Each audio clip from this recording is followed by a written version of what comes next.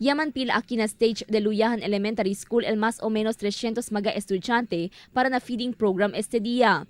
Junto con el mga maestra, opisyales del barangay y mga sponsors, ya sirvi arroz caldo con mga estudyante de la eskwela.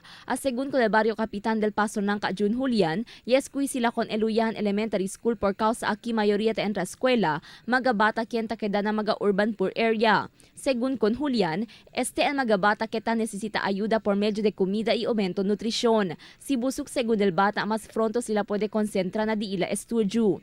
Mayor parte del mga pupils aquí sale na urban poor sector.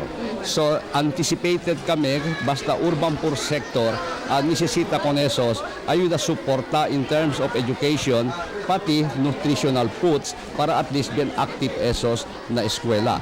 Según con Elias Calyao, todo el mes según sila conduci este klase de aktividad na eskwela. Napag-usapan na namin ni Cap, sabi niya, monthly, magkakaroon kami ng ganitong feeding program.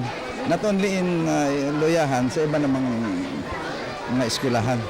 Base na records del barangay, mayoría de mga bata ya identifica tiene pobre nutrition lokal na mga urban poor area na barangay, incluido aquí el Hilltop, La Union y Shantytown Urban Poor Area.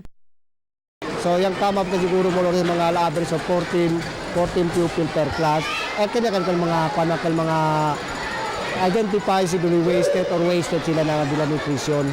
Na simple manera como el feeding program con mga estudyante, grande ayuda según este para darle nutrición y buen salud na mga bata. Crystal Almonia, Dateline Zamboanga.